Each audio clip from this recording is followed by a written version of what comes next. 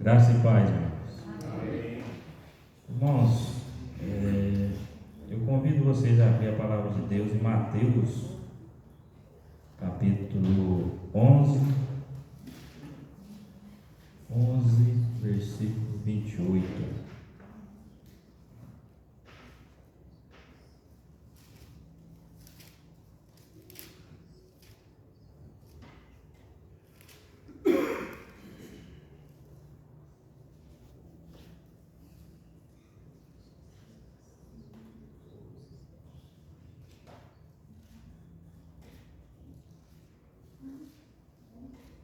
Amém, irmãos? A palavra de Deus nos diz: Vinde a mim, todos que estáis cansados e oprimidos, e eu vos aliviarei. Jesus nos faz um convite, irmãos, não só para mim, nem para alguns, mas para todos. Muitas vezes estamos passando por várias dificuldades, estamos cansados. Temos que fazer nessa hora confiar e entregar a nossa dificuldade nas mãos de Jesus. Tomai sobre vós o meu jugo, versículo 29, e aprendei de mim, que sou manso e humilde de coração, e encontrareis descanso para vossas almas. Jesus também nos convida a estar sob o jugo dele, andando lado a lado com ele. E andando com Jesus, mudamos e aprendemos com ele. Desta maneira podemos descansar em Jesus e ter o descanso para nossas almas, porque o meu jugo é suave e meu fardo é leve. O jugo de Jesus é leve, é um peso que podemos suportar. Porque o fardo de Jesus é leve, assim podemos descansar em Jesus Cristo, nosso Salvador. Amém, irmãos? Amém. Então vamos orar, irmãos. Querido Deus, grandioso Pai, obrigado por mais uma vez estar reunido aqui com os irmãos, ó Deus. Que o Senhor possa estar abençoando a cada um que adentrou aqui na tua igreja, Pai. Abençoe, nos dê o discernimento, o entendimento para ouvir as palavras do Senhor e guardar no coração, Deus. Obrigado por tudo, Deus. O Senhor possa estar à frente aqui, ó Pai, do que vai ser passado aqui hoje, o culto, os louvores, a palavra que o pastor Gilberto irá nos passar, ó Pai, seja ministrado através do seu Espírito Santo, ó Deus. Obrigado por tudo, Pai. Em nome do Senhor Jesus, é que eu oro e desde já agradeço. Amém, Deus.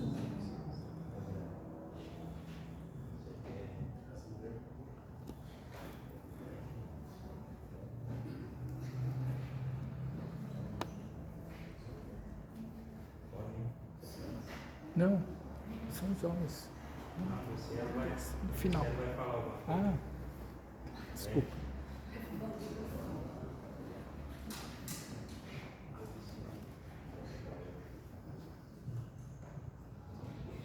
Boa noite, irmãos. Hoje, eu não sei se todo mundo está aqui sabe, mas é o nosso último dia, né, aqui na igreja.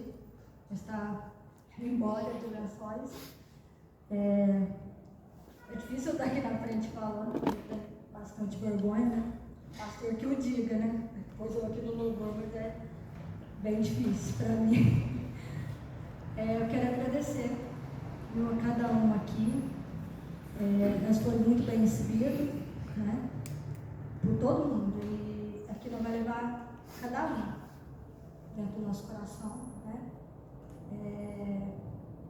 Jesus possa abençoar essa. Está vindo um novo pastor também, né? Que essa igreja seja abençoada, né? O pastor Gilberto também está indo.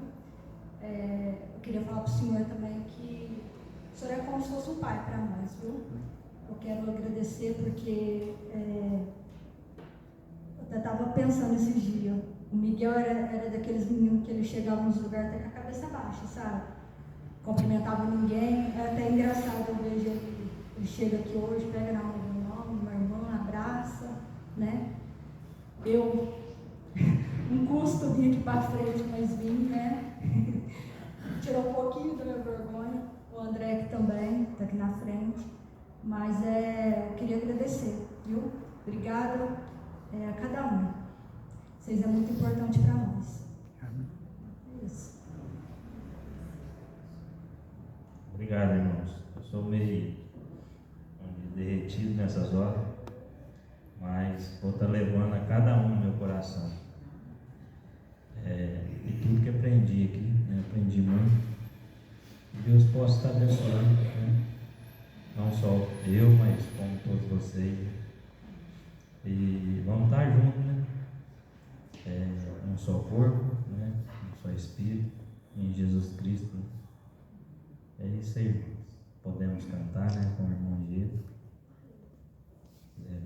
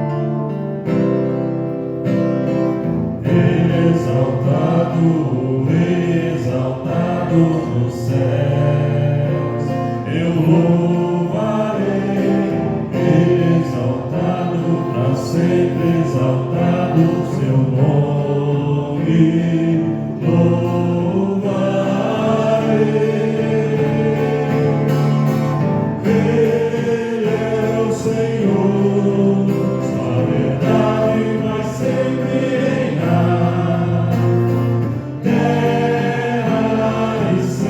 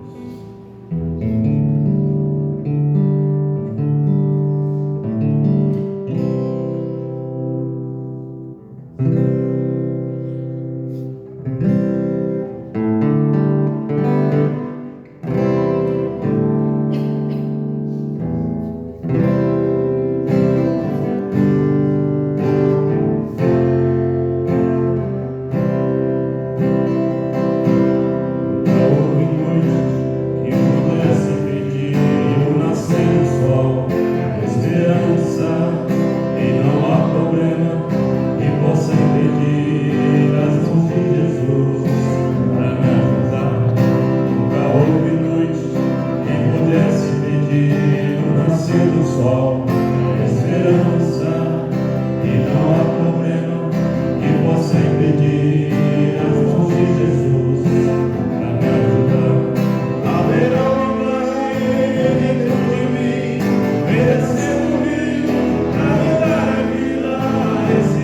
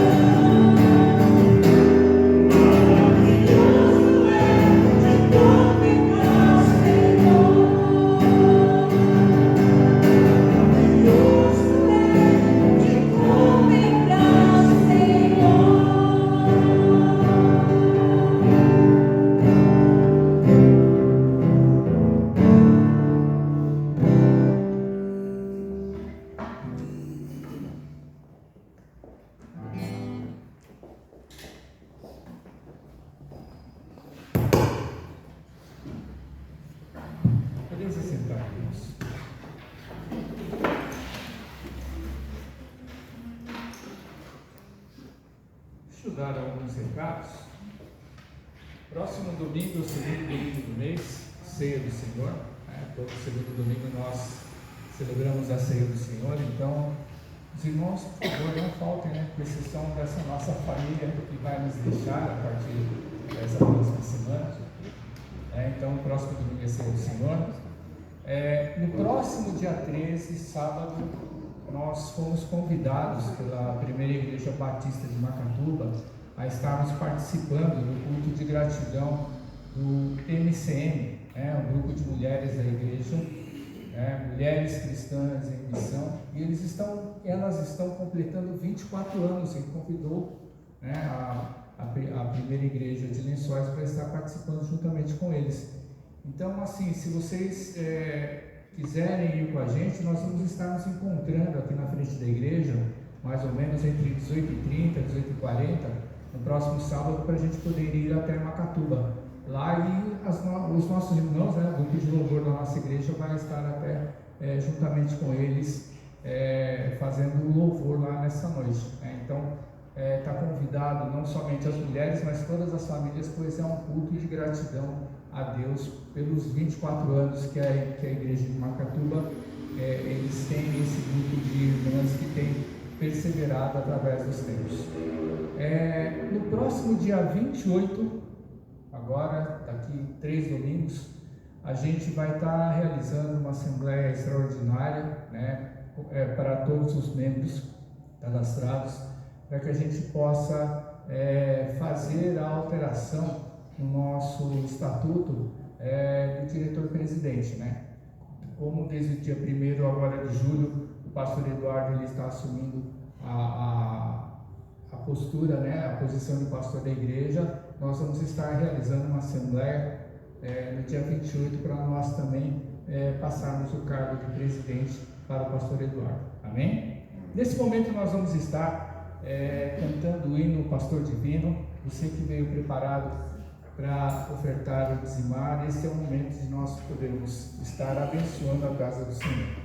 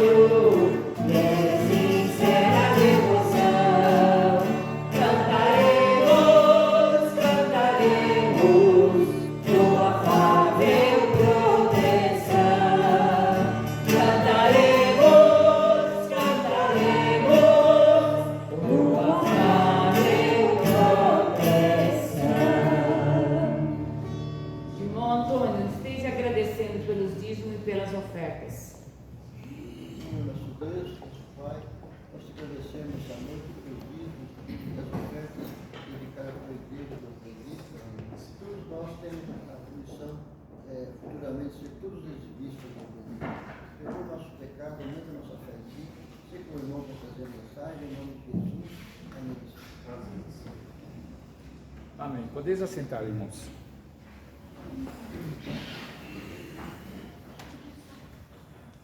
Vamos abrir a palavra de Deus lá no livro de Malaquias, capítulo 2 e capítulo 3.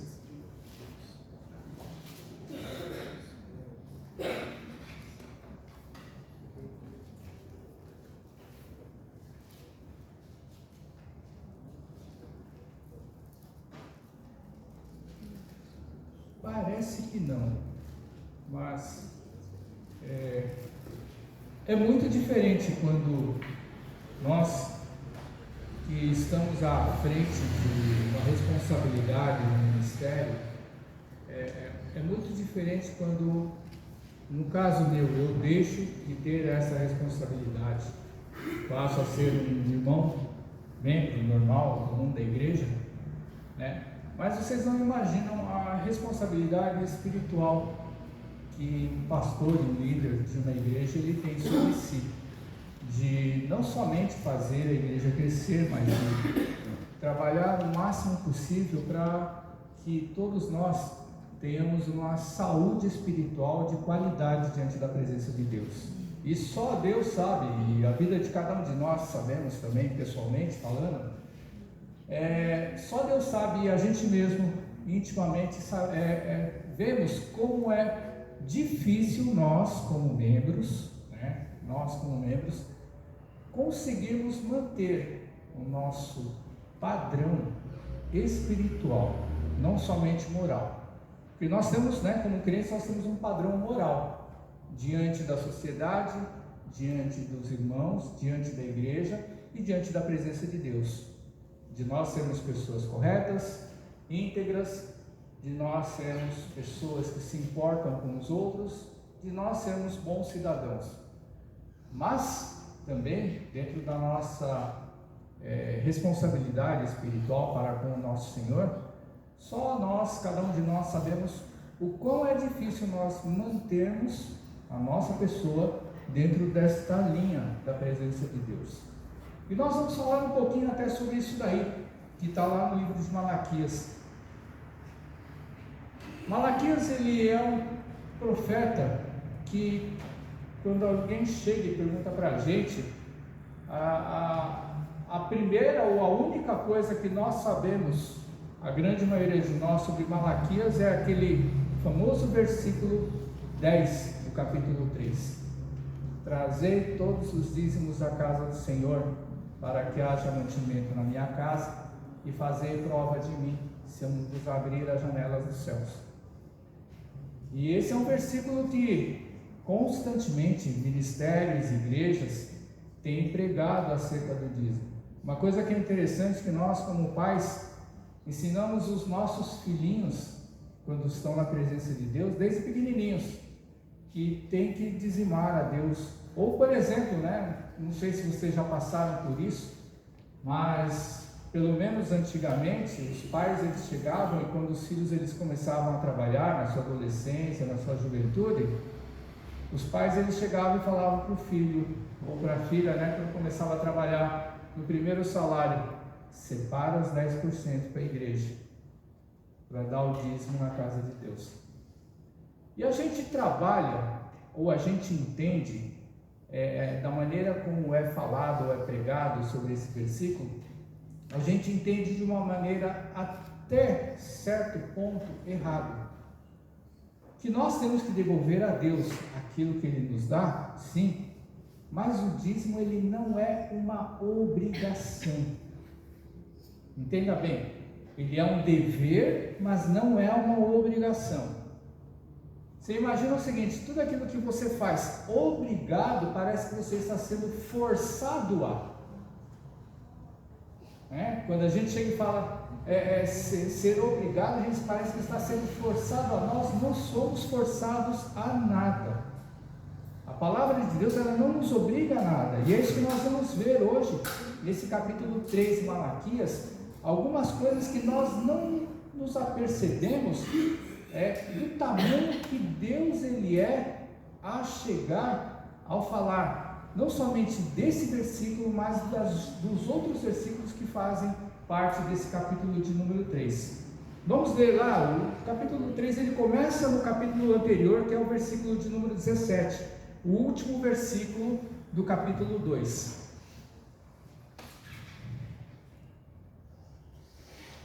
Diz assim: enfadais o Senhor com vossas palavras e ainda dizeis: em que o enfadamos? Nisto que pensais: qualquer que faz o mal passa por bom aos olhos do Senhor, e desses é que ele se agrada. Ou onde está o Deus do juízo? Eis que eu envio o meu mensageiro, que preparará o caminho diante de mim. De repente virá ao seu templo o Senhor, a quem vós buscais, o anjo da aliança, a quem vós desejais. Eis que ele vem, diz o Senhor dos exércitos. Mas quem poderá suportar o dia da sua vinda? E quem poderá subsistir quando ele aparecer? Porque ele é como o fogo do ourives e como a potassa dos lavandeiros. Assentar-se-á como derretedor e purificador de prata. Purificará os filhos de Levi e os refinará como ouro e como prata. Eles trarão ao Senhor justas ofertas. Então a oferta de Judá e de Jerusalém será agradável ao Senhor, como nos dias antigos e como nos primeiros anos. Chegar-me-ei a vós outros para juízo. Serei testemunha veloz contra os feiticeiros e contra os adúlteros e contra os que juram falsamente e contra os que defraudam o salário do jornaleiro e oprimem a viúva e o órfão e torcem o direito do estrangeiro e não me amam e não me temem, diz o Senhor dos exércitos, porque eu, o Senhor, não mudo. Por isso vós, ó filhos de Jacó, não sois consumidos. Desde os dias de vossos pais vos desviastes dos meus estatutos e não os guardastes. Tornai-vos para mim e eu me tornarei para vós outros, diz o Senhor dos exércitos. Mas vós dizeis: em que havemos de tornar? Roubará o homem a Deus? Todavia vós me roubais e dizeis: em que te roubamos? Nos dízimos e nas ofertas. Com maldição sois amaldiçoados, porque a mim me roubais, vós a nação toda. Trazei todos os dízimos à casa do tesouro, para que haja mantimento na minha casa, e provai-me nisto, diz o Senhor dos exércitos. Se eu não vos abrir as janelas dos céus e não derramar sobre vós bênção sem medida, por vossa causa repreenderei o devorador, para que não vos consuma o fruto da terra. A vossa vide no campo não será estéril, diz o Senhor dos exércitos. Todas as nações vos chamarão felizes, porque vós sereis uma terra deleitosa, diz o Senhor dos exércitos. As vossas palavras foram duras para mim, diz o Senhor, mas vós dizeis: que temos falado contra ti? Vós dizeis: inútil é servir a Deus, que nos aproveitou termos cuidado em guardar os seus preceitos e andar de luto diante do Senhor dos exércitos? Ora, pois nós reputamos por felizes os soberbos, também os que cometem impiedade prosperam. Sim, eles tentam ao Senhor e escapam. Então os que temiam ao Senhor falavam uns aos outros. O Senhor atentava e ouvia. Havia um memorial escrito diante dele para os que temem ao Senhor e para os que se lembram do seu nome. Eles serão para mim particular tesouro, naquele dia que prepararei, diz o Senhor dos exércitos. Poupá-los-ei como um homem poupa seu filho que o serve. Então vereis outra vez a diferença entre o justo e o perverso, entre o que serve a Deus e o que não serve. Pai, nós te damos graças, Senhor, nesse momento, ó Pai, pela leitura da Tua Palavra, Senhor, e pedimos ao Teu Espírito, Senhor, que venha, ó Deus, agora trazer o entendimento para cada um de nós, para que possamos sair, ó Deus, com a Tua sabedoria, possamos sair com o Teu entendimento e possamos cada vez mais, Senhor, Te adorar e Te servir, como servos, Deus, agora de justiça e abençoados por Cristo Jesus. Amém. Primeira coisa, irmãos, a gente tem que saber quem foi Malaquias. O interessante é que o significado de Malaquias, ele é o meu mensageiro. E até hoje não existe um consenso, até hoje não se sabe se Malaquias é um homem, um profeta, ou se é um título de alguém anônimo que enviou essa mensagem. É uma coisa muito interessante. Por que isso? Tudo aquilo que a gente sabe e conhece de Malaquias está dentro desse livro. Em mais nenhum outro lugar é citado sobre Malaquias. Por que as pessoas têm dúvida que Malaquias ele é o nome de uma pessoa, um nome próprio? E que diferença isso faz? Se a gente for pesar nas contas, pode não fazer diferença nenhuma, mas se todos os livros da Bíblia, eles são creditados a uma determinada pessoa, com exceção de um ou de outro, que não se encontrou também até hoje, é muito difícil a gente chegar e citar que Malaquias ele foi enviado ou escrito por uma pessoa anônima sendo usado por Deus. Por que isso? Se você prestou atenção nesses versículos que nós lemos, o último capítulo 2, o capítulo 3 inteirinho, isso é um monólogo. Isso é uma conversa de Deus com o seu profeta, um anúncio de Deus sobre o seu povo. Só que quando você começa a ler, você pensa assim, tem duas pessoas, e não, é um monólogo, é Deus ele chegando e falando acerca das coisas que as pessoas, os sacerdotes e o povo, eles pensam acerca do serviço, acerca do dia a dia, acerca da sua vida, acerca das coisas que Deus faz ou não faz, e as pessoas reclamam dentro do seu coração. Olha só que exemplo. Por que eles reclamam dentro do seu coração? No versículo 17 do 2, o que nós lemos? Aqui diz assim: enfadais o Senhor com vossas palavras, e ainda vocês dizem dentro de si: eis que o enfadamos. Nisso que pensais: qualquer um que faz o mal, passa por bom aos olhos de Deus, e é desses que Deus se agrada. O que significa isso? A gente como crente, muitas vezes nós olhamos o ímpio prosperar, e a nossa vida ela está daquele jeito, capengando.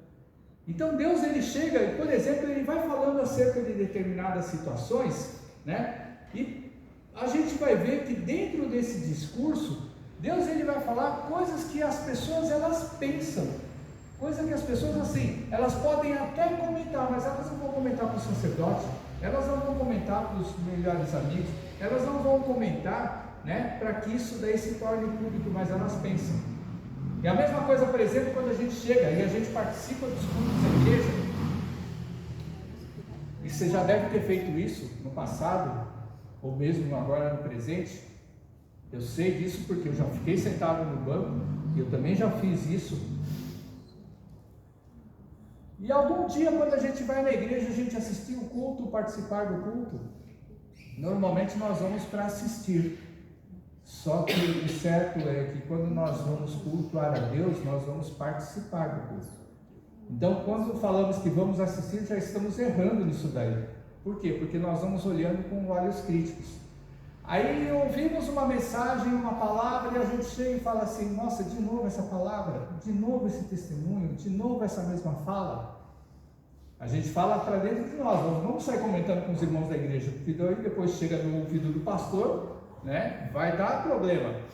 Ou por exemplo, às vezes a gente chega e a gente está ali olhando os irmãos cantarem no louvor, eles ensaiam, se esforçam, às vezes até no ensaio cantam bem, só que chega dentro na hora de você cultuar a Deus, às vezes acontecem algumas coisas que fogem do controle da gente, às vezes uma nota que se erra, às vezes uma troca de palavras dentro de uma música, da condução de uma letra de uma música, às vezes parece que não, mas porque ninguém é profissional normalmente dentro da igreja, o músico, o cantor, a voz falha, às vezes desafina, às vezes a pessoa ela entra errado, às vezes ela sai fora do compasso, e aí quem está assistindo chega e fala: nossa, mas esse pessoal não está fazendo para Deus, e como é que pode errar desse jeito?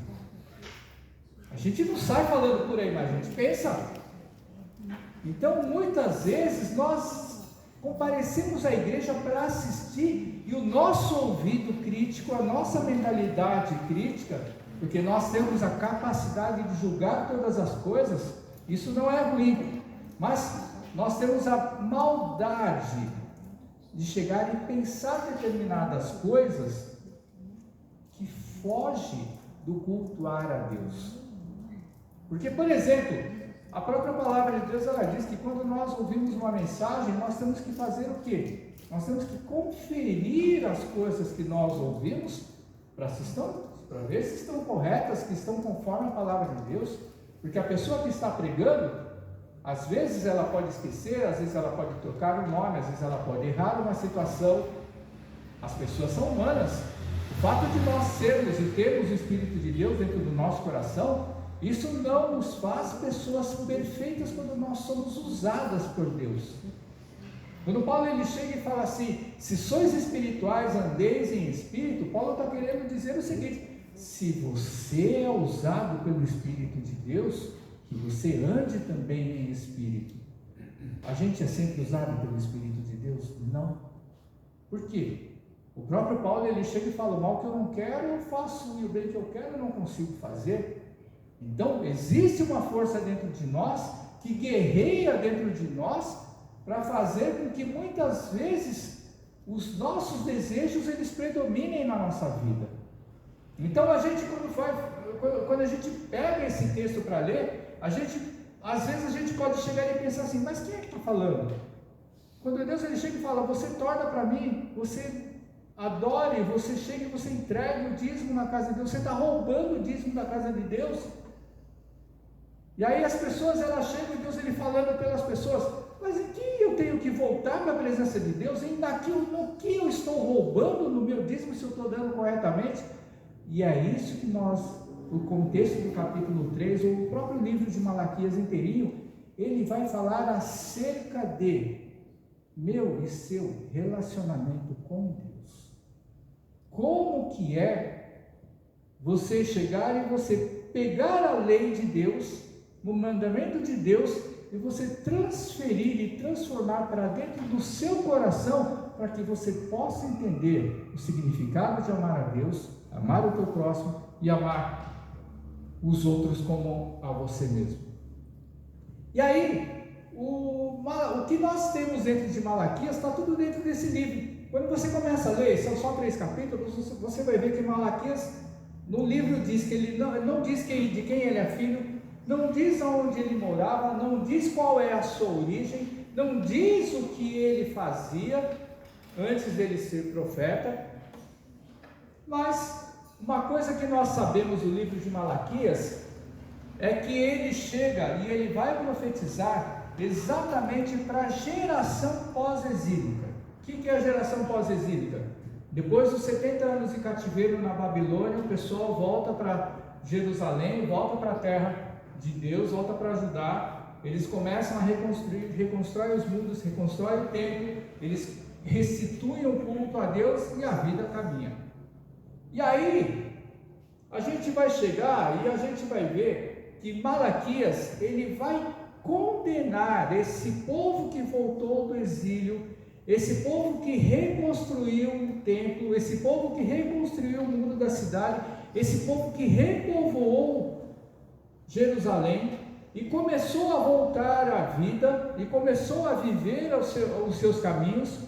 Aí Malaquias ele vai condenar a forma desse povo de viver a sua vida e de cultuar e servir a Deus.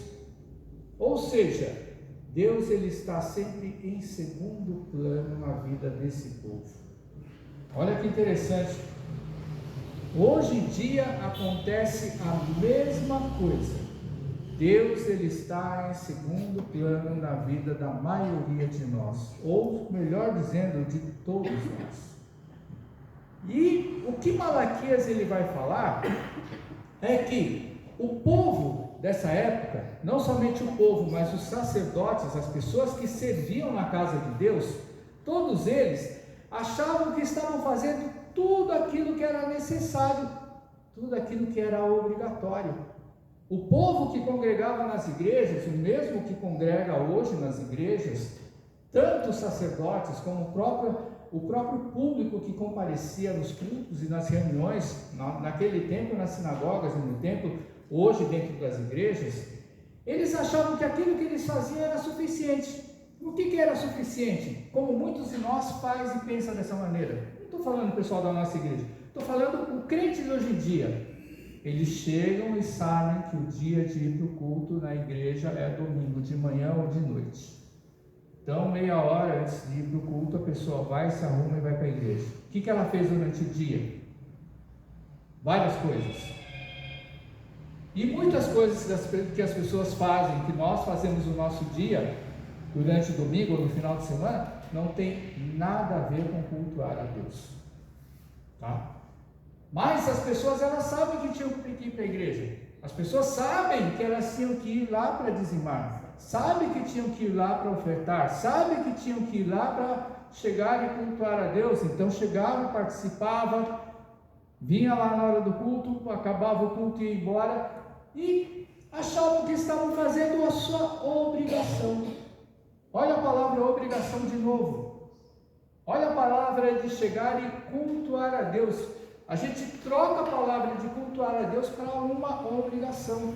E não importa se você chegar e falar, não, mas eu estou fazendo a minha devoção, o meu devocional. Mas o fato de a gente não se preparar para cultuar a Deus, ou mesmo quando a gente chega na igreja, para a gente chegar e participar do culto, porque a gente não pode vir para assistir. Quando a gente vem para assistir o culto, a gente vem com pensamentos de criticar tudo aquilo que acontece. Seja barulho, seja som, seja qualidade do ambiente que nós estamos. Hoje em dia, só para vocês terem uma ideia, dentro do nosso padrão pessoal, da vida da gente, a gente quer que a igreja ela seja igual ou melhor do que a nossa casa. Olha só que interessante. A gente quer que a igreja ela tenha bancos ou poltronas extremamente confortáveis, um espaço muito grande entre você e a pessoa da frente, para você não ficar chutando o banco da frente, e a pessoa da frente se irritar com você chutar o banco. Quer ter água à vontade, chega e vai no meio do culto. Tem gente que vai 5 vezes para o banheiro, vai tomar água, aí ela fala que está cultuando a Deus.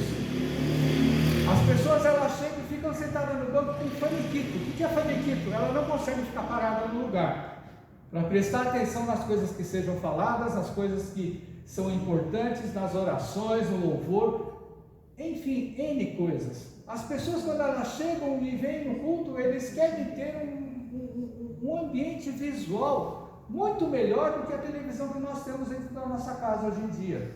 Você pode reparar, até algumas décadas atrás a TV de tubo, hoje cada vez mais a TV ela está tão avançada que parece que você faz parte daquilo que aparece na tela sua. Aí tem a tal da TV 3K, 4K, terceira dimensão, sei lá, 3D. Parece que você participa daquilo que você está assistindo. Ou seja, a coisa virtual parece que é mais real do que você está vendo. E a gente quer que a igreja tenha todas essas coisas. Irmãos, uma coisa que eu aprendi no seminário, dentro de história, da história do cristianismo, uma coisa que é interessante nas igrejas do nosso tempo, do nosso mundo moderno que eu digo é, lá pela casa dos anos de 1900 e pouco, a minha professora de história, ela chegou e falou que ela foi uma vez, né, ela adora chegar e visitar lugares históricos pelo mundo afora, principalmente relacionados à palavra de Deus e à cultura do cristianismo. E ela chegou e falou que nas primeiras igrejas do século passado, lá na Europa, as igrejas cristãs eram 4 paredes, tinha um teto normal como era aqui, não tinha um banco para sentar. As pessoas ficavam todas em pé, assistindo e participando do culto. Por quê? Quando você está sentado num lugar extremamente confortável e nada daquilo que está sendo falado, cantado ou transmitido para você não te agrada no seu coração, o que acontece? Você fecha o olho e dorme. Tem gente que até ronca e sonha no meio de culto. Só para vocês terem uma ideia. Aí muita gente, os pentecostais, fala assim: está em espírito arrebatado falando em línguas. Só para vocês terem ideia. Então, não existe, as primeiras igrejas do século passado, elas eram assim, não tinha conforto, exatamente para que as pessoas elas não chegassem, desviassem a sua atenção. A gente, por exemplo, nós temos o costume da gente chegar e pregar em pé. Jesus, você pode reparar, quando você vai chegar e você vai ver Jesus ele ensinando, o que acontecia? Ele sentava para ensinar. Naquele tempo lá, né, dos tempos de Jesus, por que se sentava? era costume do povo lá da antiguidade, onde Jesus vivia, ou naquelas regiões, que quando fosse falar alguma coisa muito importante, a pessoa que ia falar, ela sentava. E todo mundo que estava ouvindo sabia que era uma coisa extremamente importante. E ainda mais quando vinha de Deus, que é o caso que Jesus ele falava. Então, olha como nós, nos nossos valores, nos dias de hoje, a gente muda a nossa percepção da igreja. Porque nós queremos que a igreja seja um lugar extremamente confortável, tanto para a gente poder sentar, quanto para assistir, quanto também para a gente poder ouvir e também para a gente poder usufruir, seja numa água, num café, seja qualquer coisa que a igreja ela venha oferecer. E a gente, como frequentador, a gente acha que a gente tem o direito, porque assim, dentro do mundo de hoje em dia, todos têm direito a, gozado que ninguém tem dever. Pode reparar, todo mundo tem direito de reclamar, todo mundo tem direito de exigir, todo mundo tem direito de chegar e ter isso ou aquilo, mas gozado que ninguém tem dever. Pode reparar, todos nós, no lugar onde nós vivemos e habitamos, que é esse nosso país, temos o dever de pagar corretamente os nossos impostos. Pagamos? Não. A gente sonega de tudo quanto é jeito. Tudo aquilo que for possível, a gente chega e sonega. Por quê? O governo já passa e garfa 20, 30, 40% da nossa renda, eu ainda vou ter que pagar mais ainda. A gente tem esse pensamento. Só que Deus ele vai ensinar umas coisas aqui nesse capítulo extremamente interessantes. Lógico que era com relação ao povo de Deus e com relação à adoração.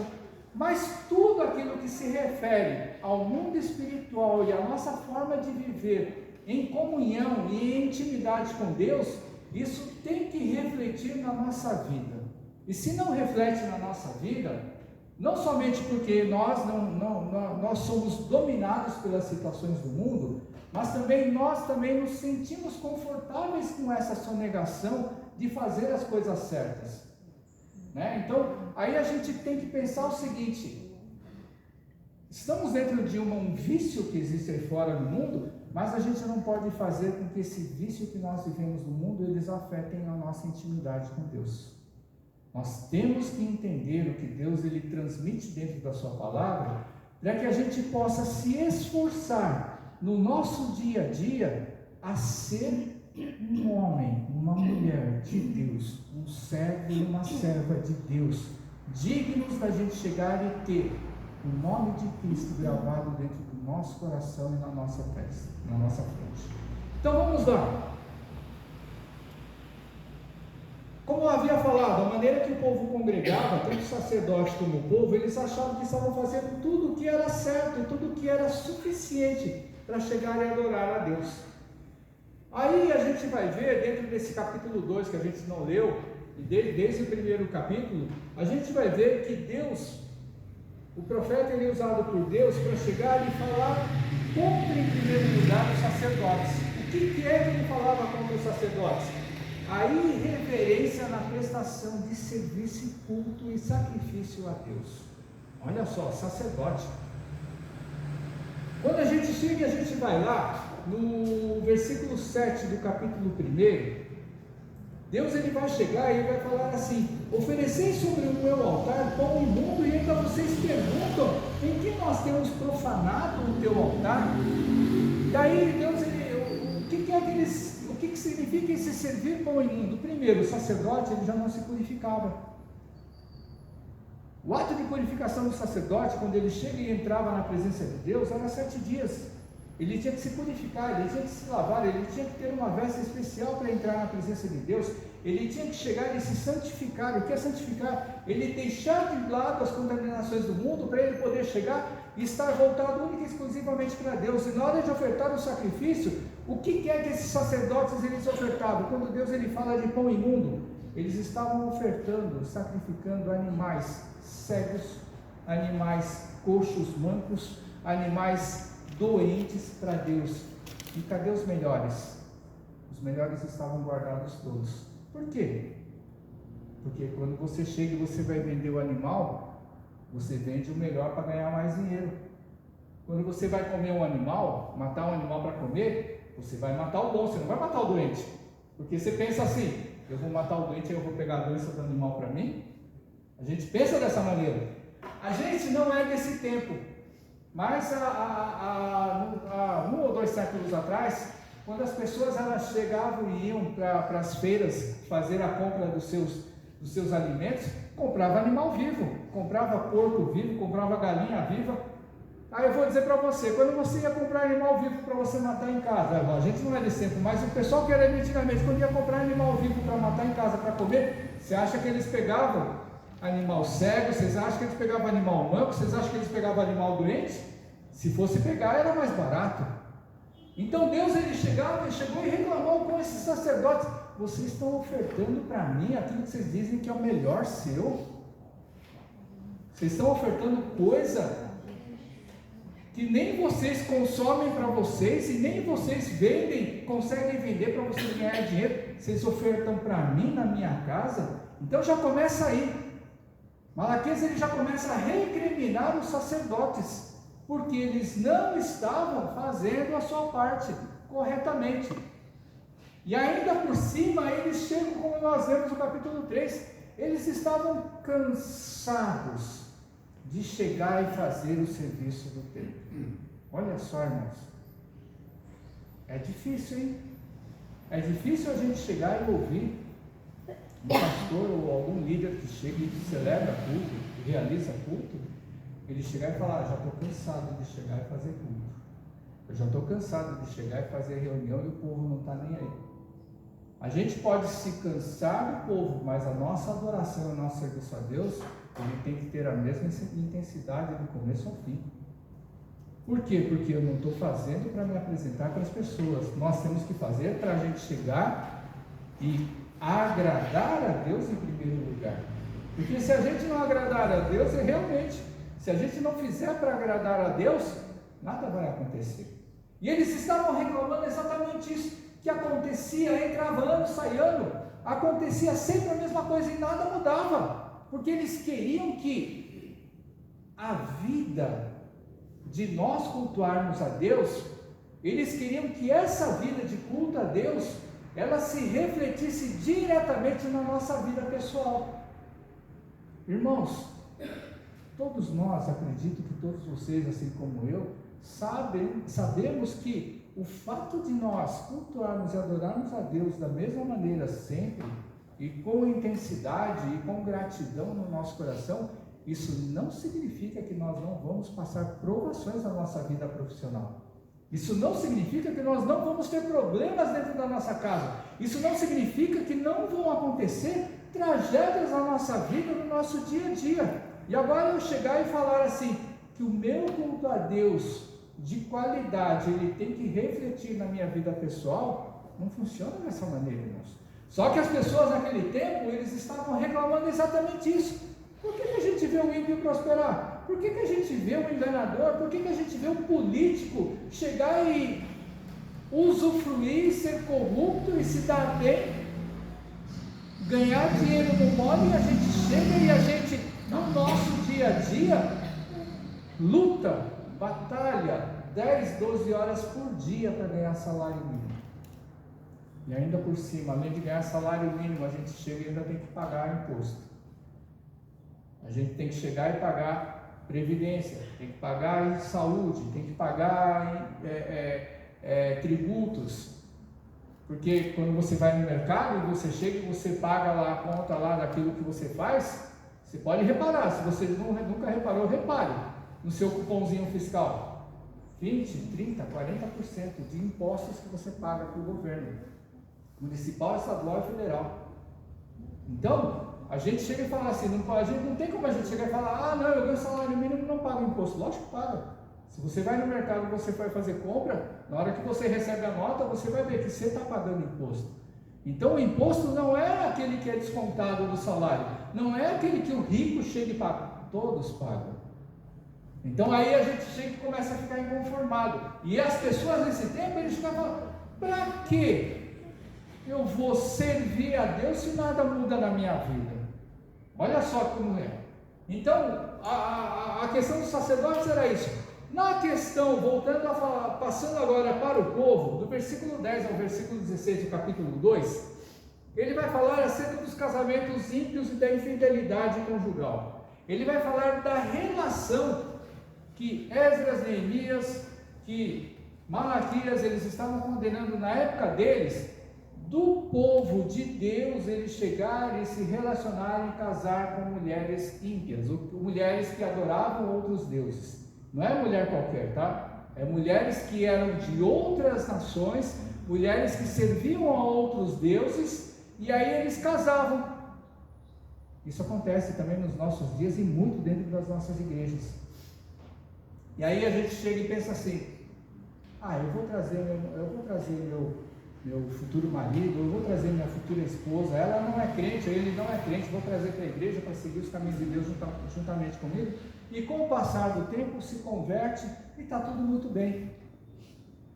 E o gozado que é interessante é que Paulo ele chega e fala: cuidado com o jugo desigual, porque como que você vai chegar e você vai habitar dentro do mesmo teto? Você já deve ter ouvido falar de crente que casou com pessoa que era espírita, de crente que casou com pessoa que era católica, de crente que casou com pessoa com religiões orientais.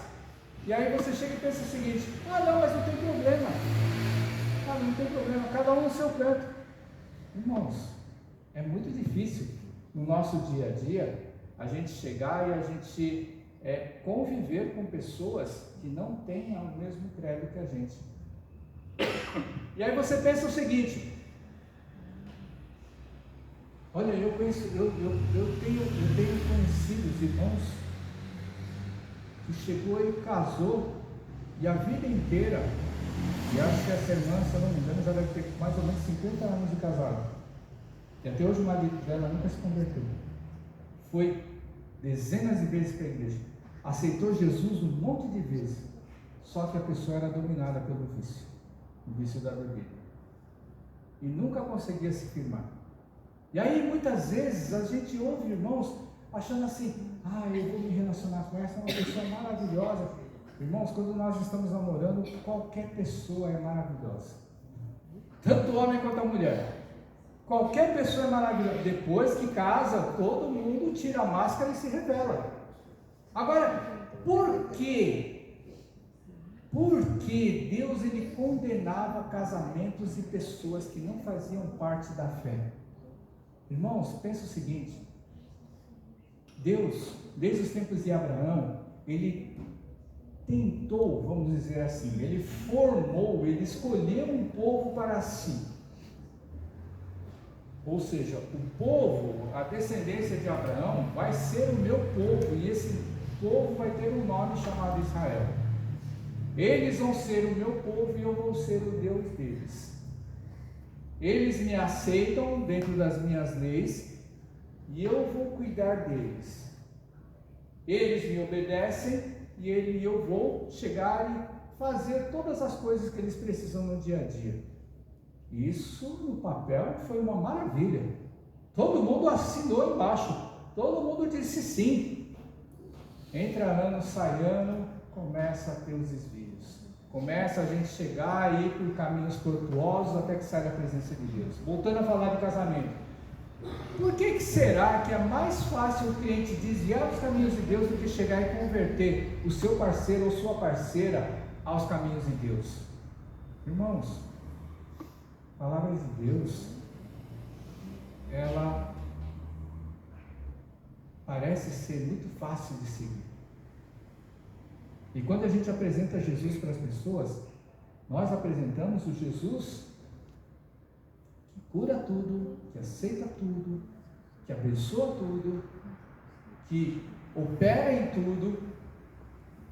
E realmente Jesus ele faz todas essas coisas. Só que quando a gente recebe a salvação, a graça de entrar no reino eterno, a gente está dizendo para Deus, a gente está dizendo para Jesus, ele chegar e mandar na nossa vida. Porque tipo assim, você não acha que é meio estranho? Jesus ele chega e fala: me aceita na sua vida, que você vai entrar lá no céu, vai viver a eternidade comigo, com o Pai, com o Espírito Santo, e vai viver a sua vida. Você acha que a gente vai receber Jesus e a gente vai entrar no céu de qualquer jeito? Não tem como, irmãos. Não tem como a gente continuar vivendo a vida que nós vivemos. A gente tem que mudar. Então, quando fala-se sobre esse jugo desigual, sobre essa infidelidade conjugal, e ainda por cima, o que estava acontecendo? Estavam acontecendo exatamente muitas separações, mas Moisés não autorizou separação, cartas de divórcio, por causa da dureza do coração das pessoas, né? Ou seja, as pessoas se escolheram errado, agora depois tem que chegar e tentar fazer com que isso daí ele perdure para sempre. Perdure para sempre no sentido de que assinou-se um contrato diante da presença de Deus. O contrato diante da presença de Deus, ele tem muito mais força, porque ele é espiritual, do que aquilo que a gente assina dentro do cartório. Dentro do cartório nós respeitamos a nossa lei, mas dentro da presença de Deus, nós estamos assinando uma aliança, aonde Deus ele diz, vai lá, os dois vão fazer parte de uma só carne, um só corpo, uma só família, um só, né? Teoricamente falando, uma só vontade, um só desejo. E aí a gente vai ver que as pessoas, elas começam a viver as suas vidas pensando no seguinte: eu quero ter a minha liberdade, eu quero ter a minha independência, eu quero fazer o que eu bem entender. E juntamente com todo esse pacote, a pessoa chega e fala assim, ela não vai expor para ninguém, mas ela fala dentro dela, eu vou servir a Deus do meu jeito. Não do jeito que a Bíblia ensina, não do jeito que a igreja ensina, eu vou servir a Deus do meu jeito, eu não estou fazendo nada errado. Mas gozado que ninguém fala isso, mas pensa no seu coração. E que quando alguém vai exortar, seja numa pregação, seja numa conversa, seja num aconselhamento, a pessoa não responde nada, mas ela está pensando dentro dela, ninguém vai perguntar o que eu penso. É exatamente toda essa conversinha que Deus ele chega e vai falar, que as pessoas elas não colocaram para fora, mas elas pensavam dentro delas.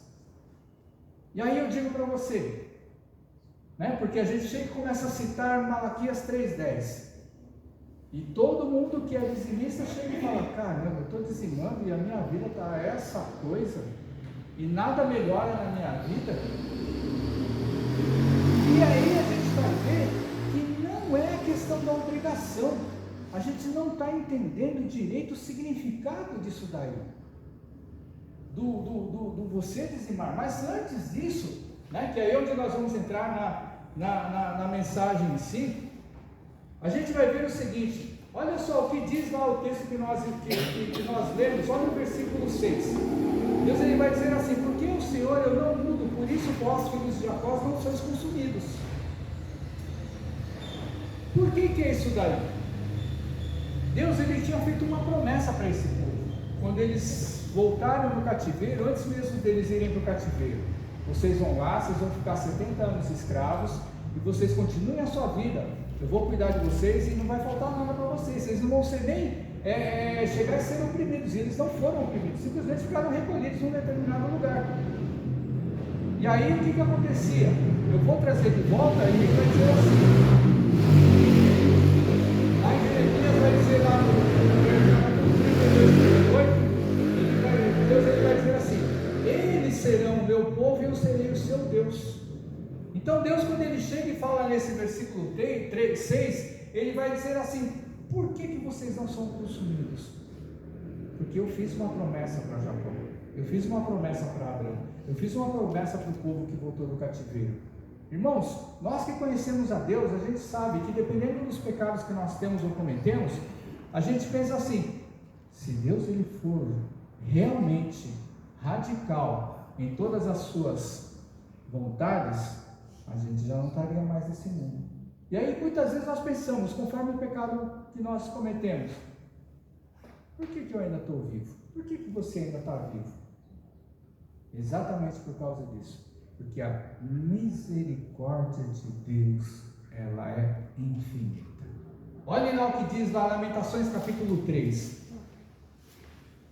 Sabe quando está Lamentações? Depois de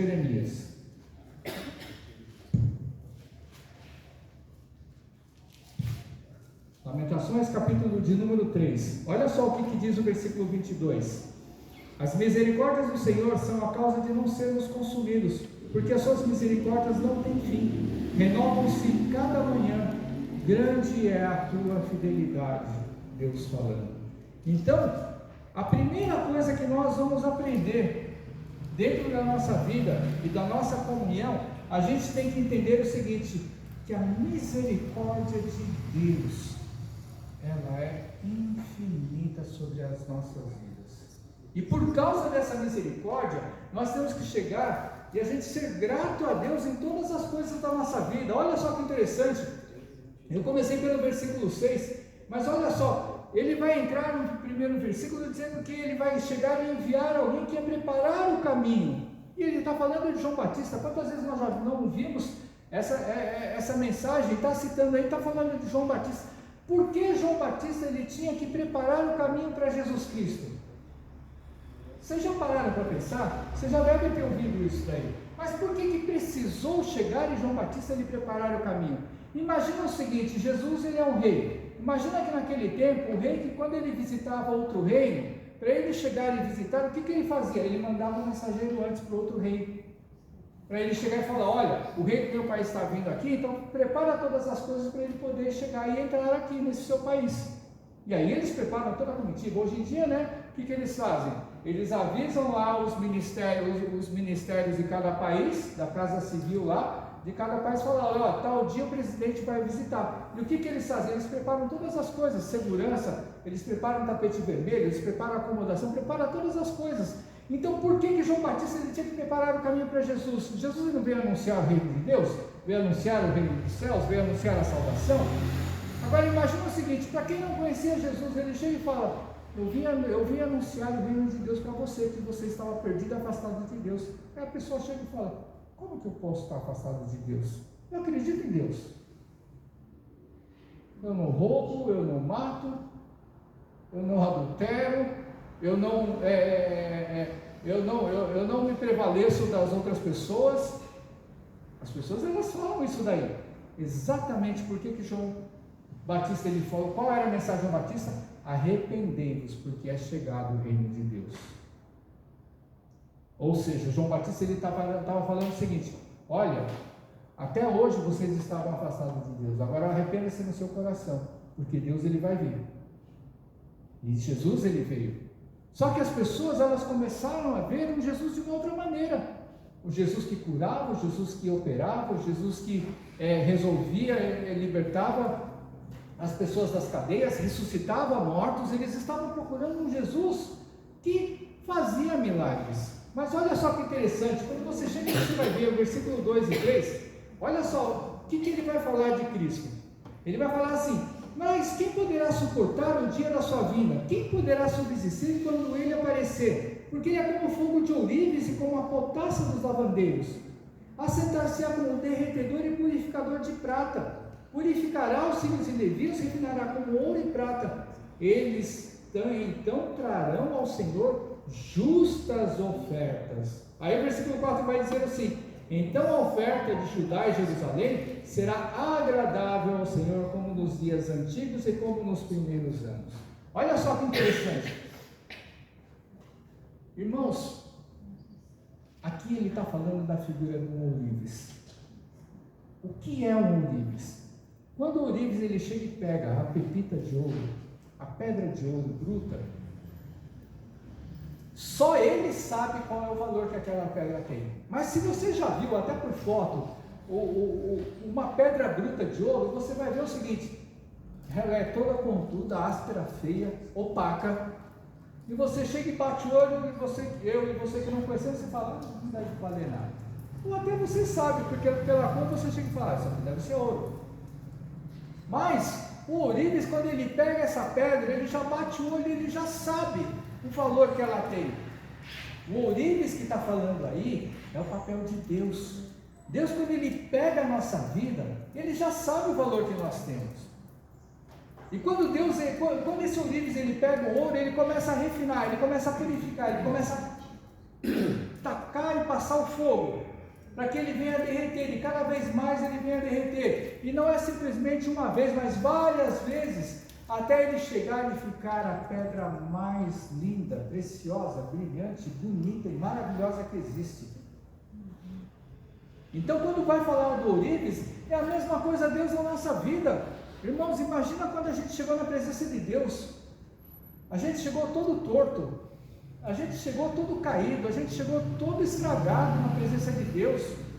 Os irmãos da igreja, eles nos acolheram.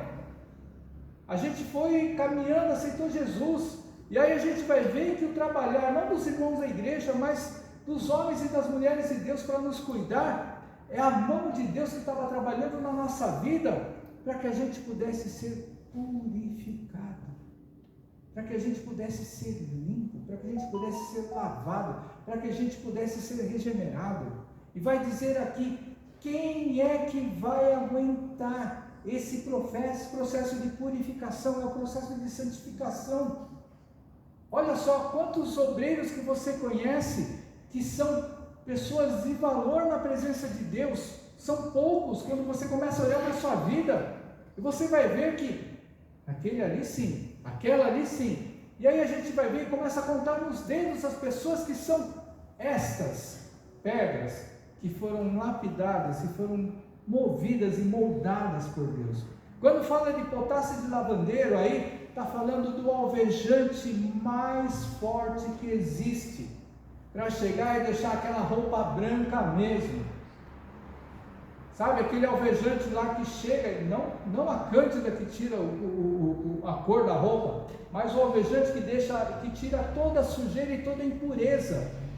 Então, se muitas vezes nós nos achamos sujos, é exatamente porque a gente não deixa esse ourives, não deixa esse lavandeiro que é Deus agir na nossa vida, exatamente para quê?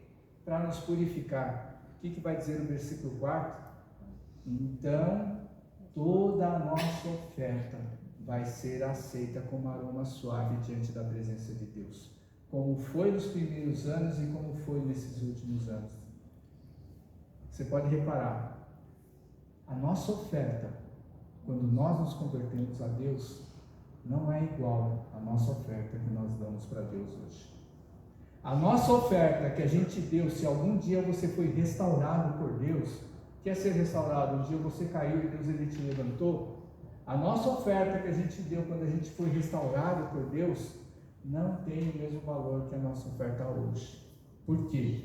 A nossa oferta hoje, ela se torna um ato de obrigação, um ato de um dever, mas não é um ato de reconhecimento.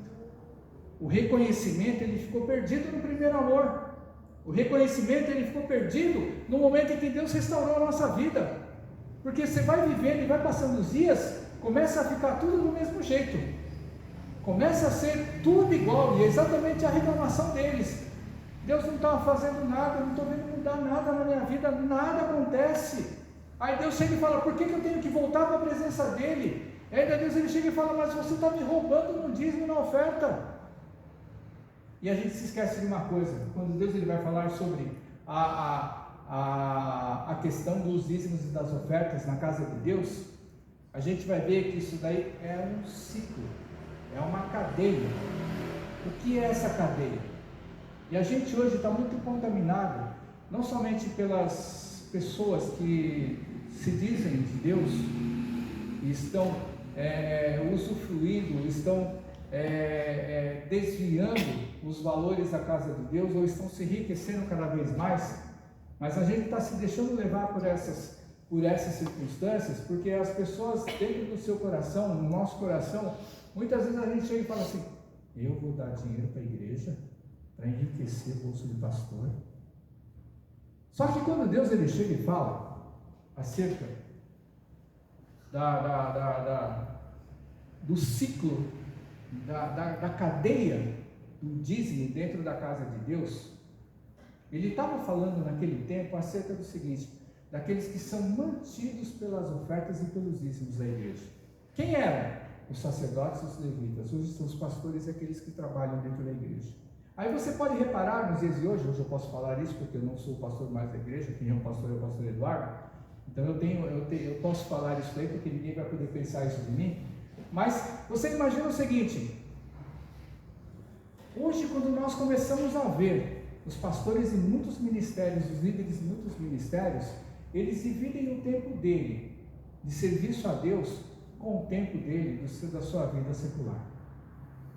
Ou porque a igreja chega e fala que não tem condições de manter, ou porque a igreja não quer, tá? E aí quando você começa a pensar na cadeia, a cadeia que eu digo é o ciclo, a aliança, ou o ambiente que se gira, né?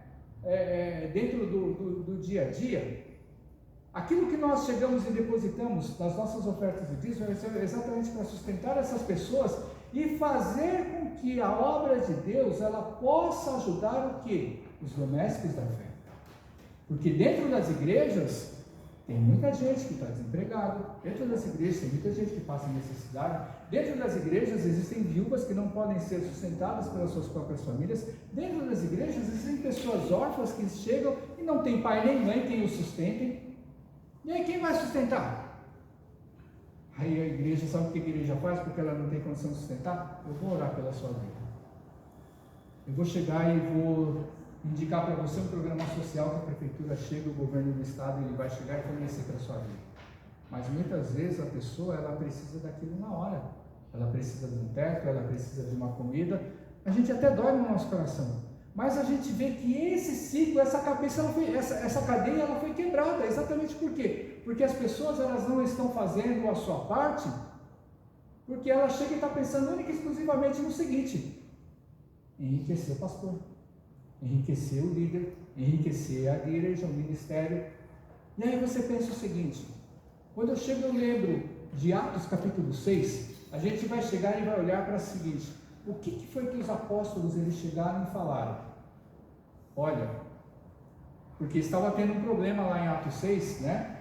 Que era o quê? Os apóstolos eles tinham que chegar e eles tinham que resolver os problemas e dar assistência para as viúvas, tanto das viúvas gentias quanto das viúvas crentes, judias, né? Cristãs que existiam, e que as gentias elas não estavam sendo cuidadas pela igreja, estavam sendo dadas preferência somente para as judias cristãs. E vai dizer assim, os apóstolos falam: não, então escolham dentre vós 6 diáconos para eles chegarem e servir, né? Todas as mesas aí, nós vamos nos dedicar ao quê? A oração e a palavra. Aí eu vou dizer para vocês, irmãos, faz diferença a oração de alguém que está totalmente voltado para a obra de Deus e aquele que trabalha parcialmente com a obra de Deus? Que diferença faz a oração? Que diferença faz a palavra? Muita diferença, irmãos.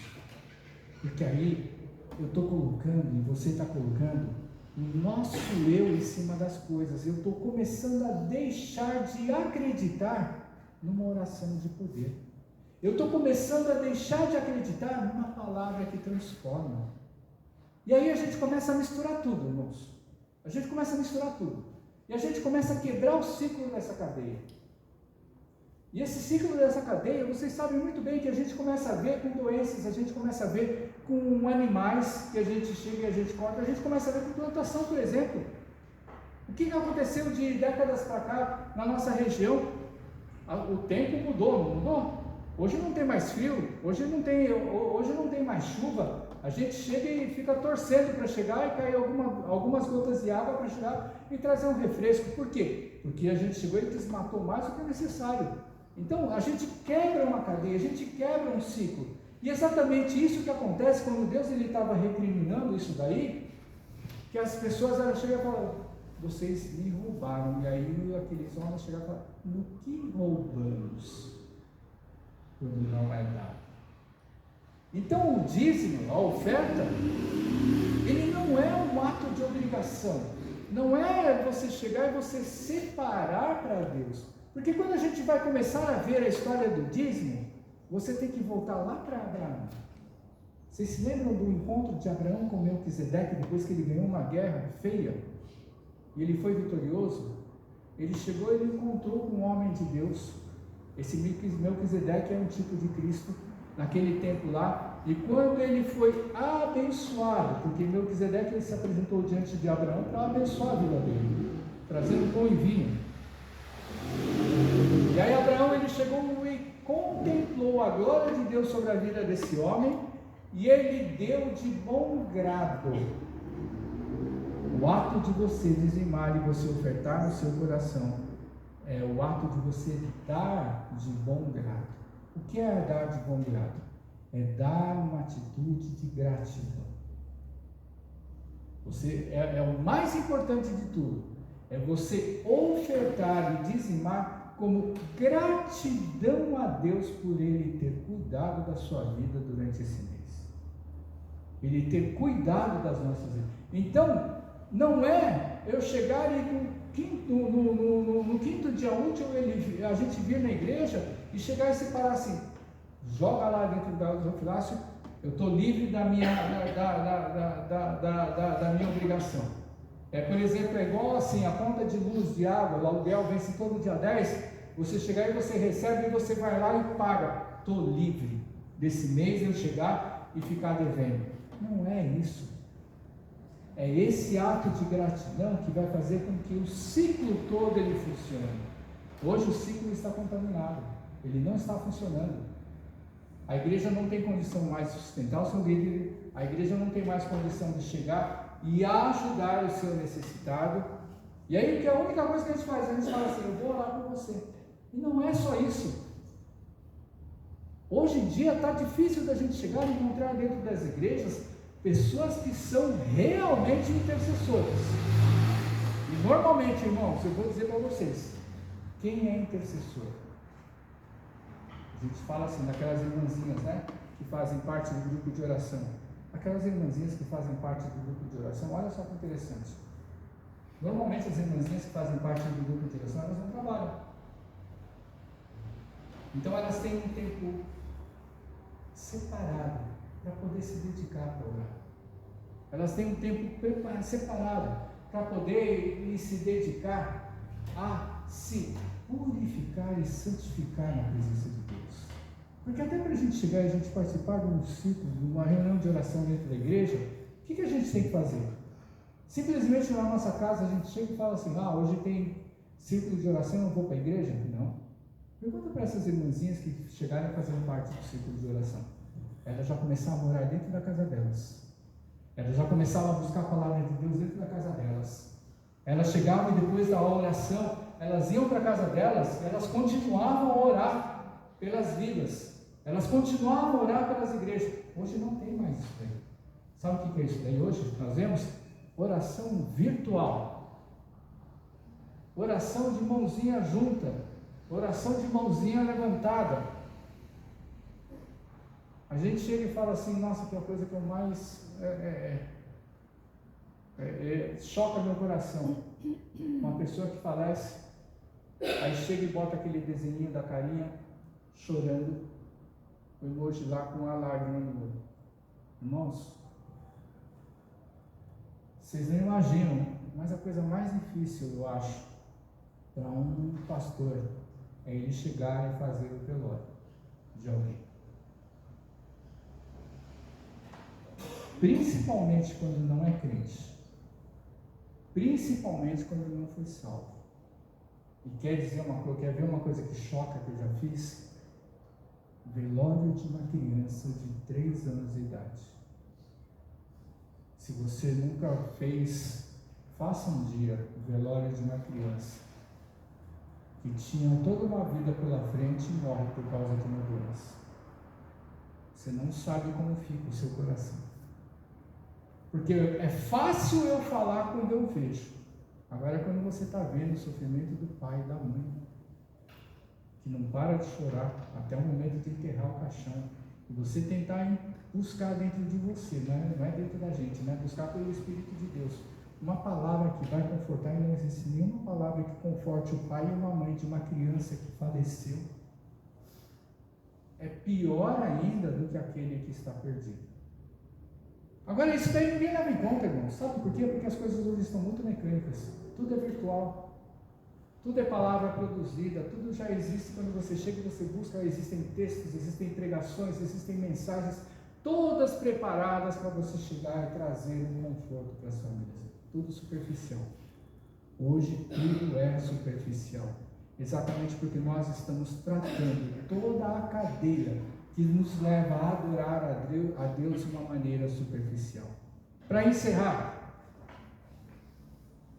ele vai chegar e vai falar no versículo 16, 17 e 18: aqueles que temiam ao Senhor falavam uns aos outros, Deus atentava e ouvia, e existia um memorial escrito diante dele para aqueles que temem ao Senhor e para os que lembram do seu nome. Deus falando: eles serão para mim tesouro particular, naquele dia que prepararei, diz o Senhor. Poupa-los-ei como um homem poupa seu filho que serve. Então vereis outra vez a diferença entre o justo e o perverso, entre o que serve a Deus e o que não serve a Deus. Se a gente ficar firme até o fim, independente da situação que acontece, nos rodeia e margeia a nossa vida, irmãos, a vitória é certa. A vitória é certa. A vitória é certa de chegar à eternidade. Não é assim, chegar e quando Jesus ele voltar, será que eu subo ou será que eu não subo? Por causa das minhas atitudes e vivências na vida. Não. Se a gente serve a Deus, se a gente teme a Deus, se a gente chega e faz as coisas por amor a Deus, não tem um que possa chegar e tirar a nossa bênção maior de poder chegar e nos alegrar na presença de Deus em todo e qualquer momento. Amém? Vamos cantar o último hino?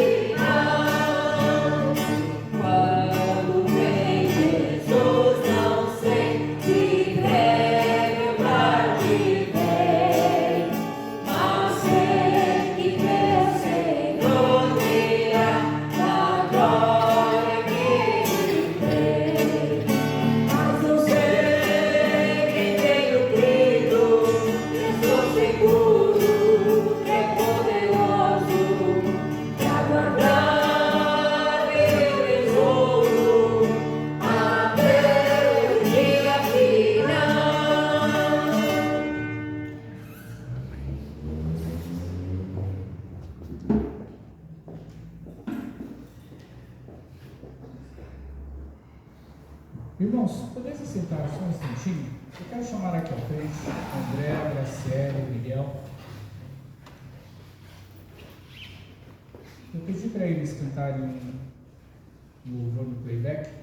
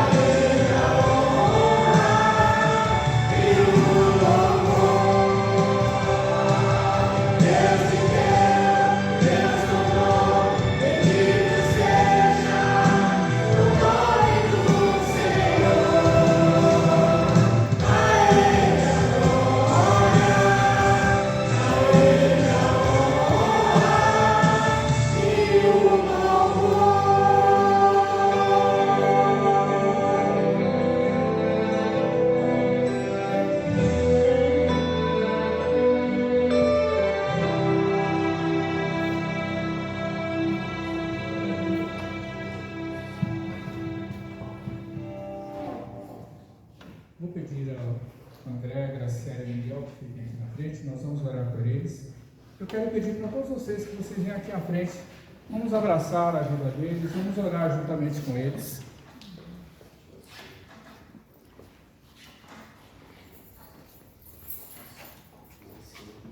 Ficar de recordação com os nossos irmãos. Vamos lá, vamos abraçar eles aí, vamos sair todo mundo junto.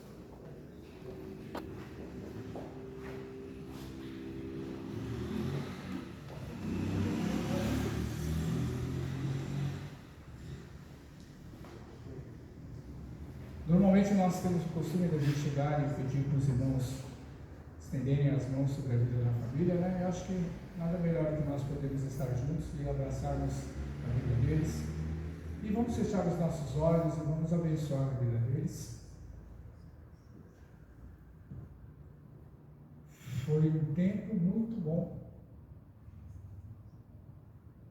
Quase 3 anos, né? Acho que foi. Vai deixar bastante saudade.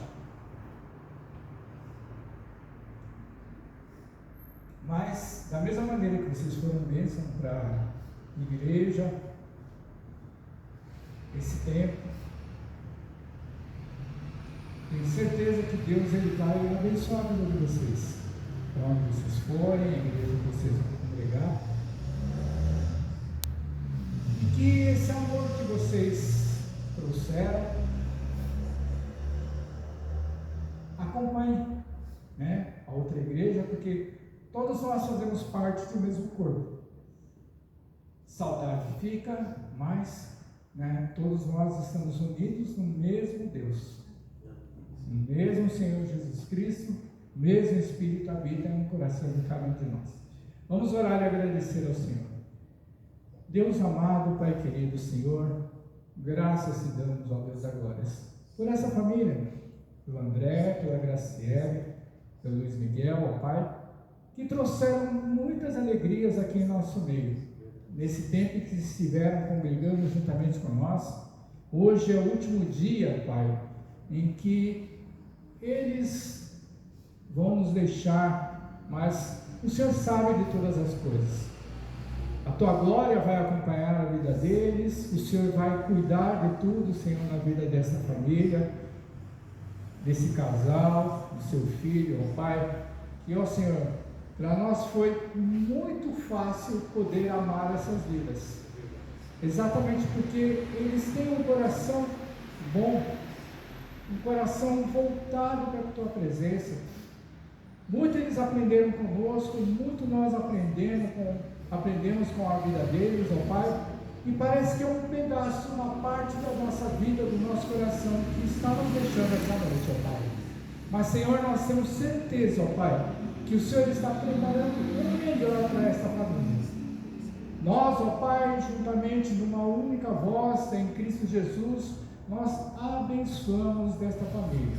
O André, a Graciela, o Luiz Miguel, ó Pai, para o lugar que eles estão indo agora, para onde eles vão morar, para onde eles vão congregar. Ó Deus da glória, que da mesma maneira que o Senhor, ó Deus, abençoou e operou na vida deles em nosso meio, juntamente com nós, esse amor, essa união, essa comunhão que nós sentimos com eles, ó Pai, que isso venha acompanhar a vida deles, que isso daí, ó Pai, venha ser presente na vida deles, e que o Senhor venha usá-los grandemente na Tua obra, para converter vidas, para Te louvar, para Te adorar, para Te servir, ó Pai, da melhor maneira que o Senhor quiser, como Tu queres, ó Pai.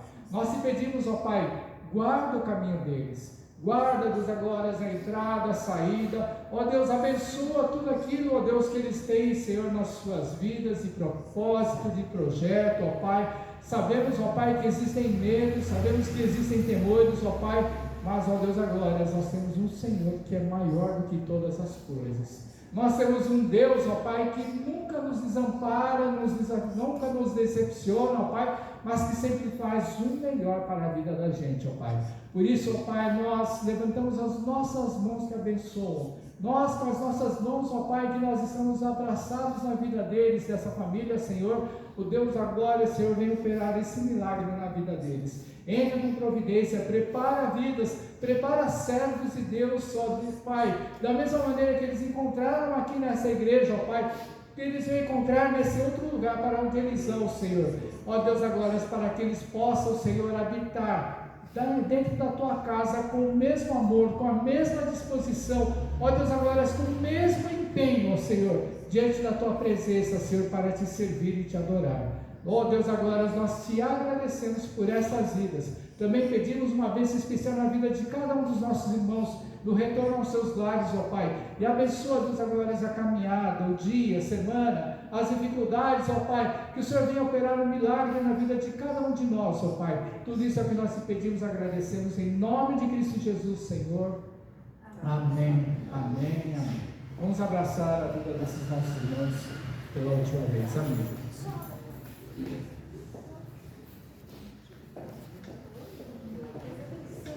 Não vai tirar fora?